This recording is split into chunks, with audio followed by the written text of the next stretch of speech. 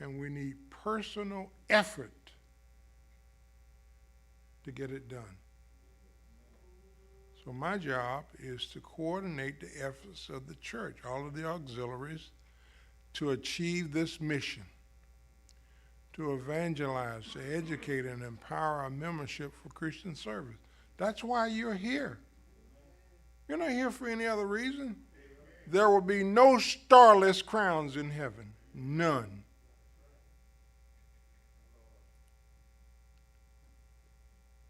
Now, you may not know exactly why somebody is there because of you, because of your contribution, money you've given, people you've fed. But Ellen White says there will be no starless crowns in heaven. So we need to get out of the seat into the street with the gospel meat. And it's telling them what God has done for you. You can't tell the three Hebrew boys' story. It doesn't mean the same. But you can tell what God has done for you. It's so important.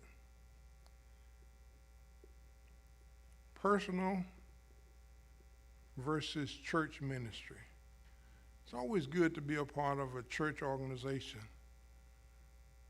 but you're not going to be saved as a church. Salvation is offered individually.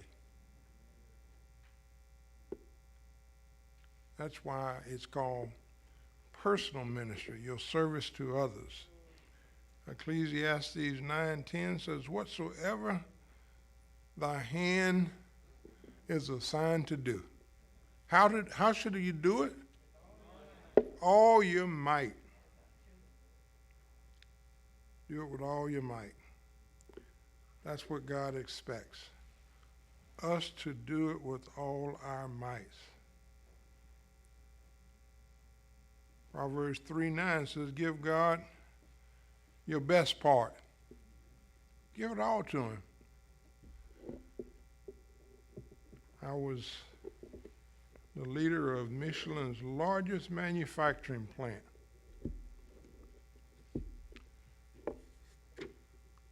We made 23,900 tires a day.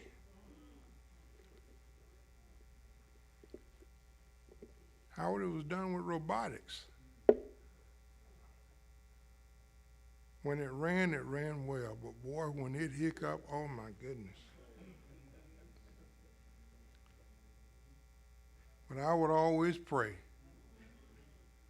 Father, give me a good day today. And I never had a Sabbath issue, never. 1,500 employees. If you do what God says, he will take care of you. But whatever you do it with all your might.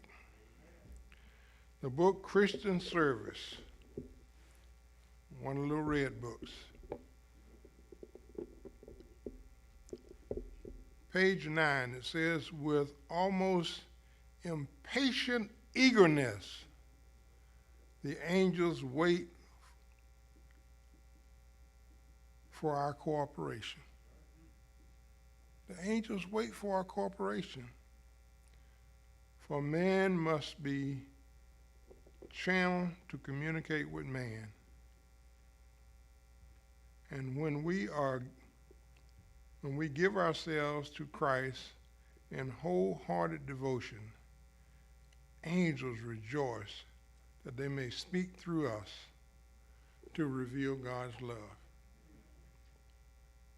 It's personal ministry. It's not church ministry. It's individual ministry. This book also says, I know why I'm struggling. I don't have my glasses. I don't have my help. And my helpmeet didn't tell me.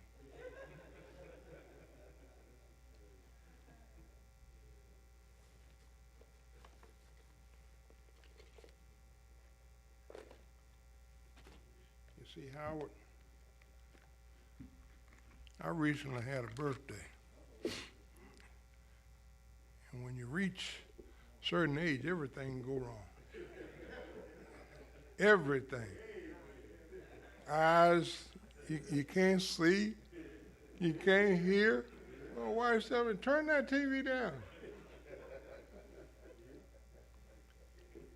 It's all right. I'm 73 and proud of it. Proud of it.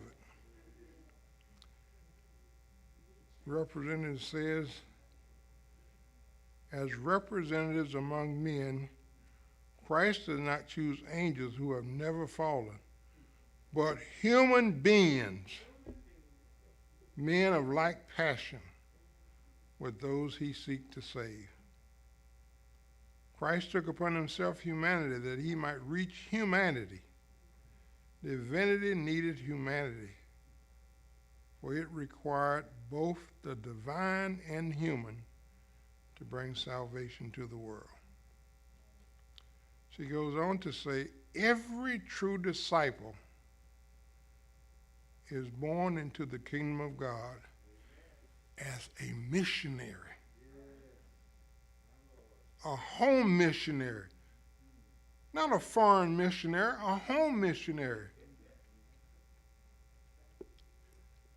He who drinks the living water becomes a fountain of life. We got work to do. We have work to do. God expects our personal service. Our personal service.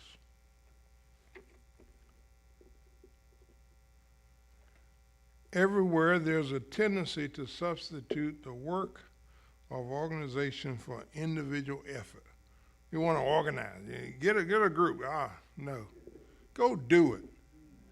I walked through with my friend Reggie this morning. I said, Reggie, this family life, this fellowship hall, not represent God. I want it cleaned up. Clean it up. If you got something in the fellowship hall you want to keep, you better put your name on it because Reggie's going to clean it up. I've given him orders. Ellen White says this. Leaders and ordained ministers should not do the work of 6 members or 6 people. He should put 6 people to work. Y'all didn't hear me. Shouldn't try to do everything himself. Just put people to work. That's what I did, Howard. And don't criticize them, please. Let them do the work.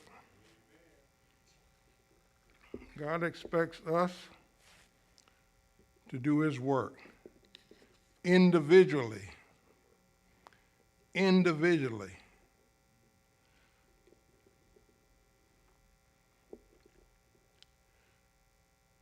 You know, when you're doing God's work, you must put on the gospel clothes.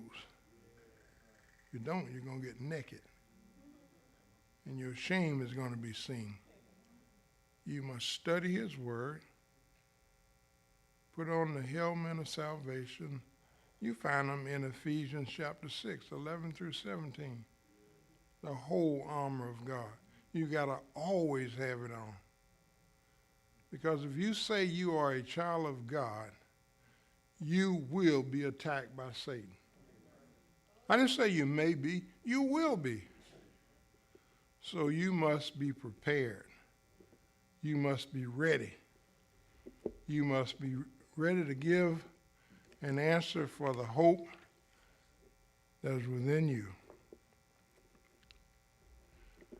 My personal ministry must be evidenced by a real desire for the salvation of others. If it's not real, people know it. They know it. I'll tell you a secret. Well, it's not a secret. Your community service leaders, Sister and Brother Garden,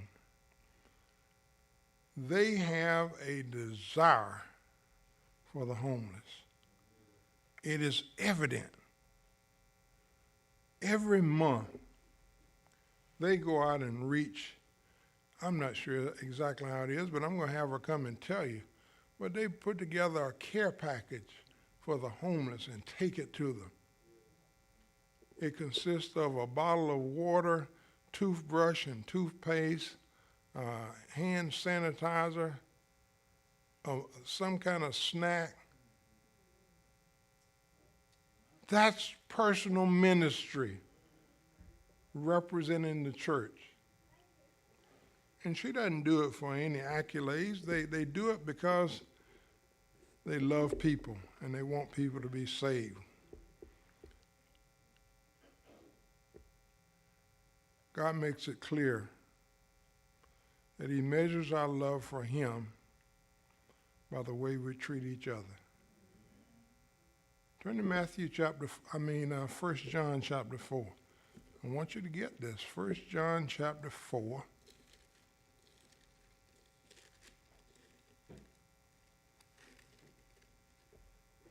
You've heard me say this a number of times. 1 John chapter 4, verse 19. It says, we love him because he first loved who? He first loved us. If a man say, I love God and hates his brother, he is a liar. God said he's a liar. Did I say he's a liar? God says he's a liar. For he that loveth not his brother whom he hath seen, how can he love God whom he hath never seen? He has not seen. And this commandment we have from him, that he who loveth God love his brother also. So God measures our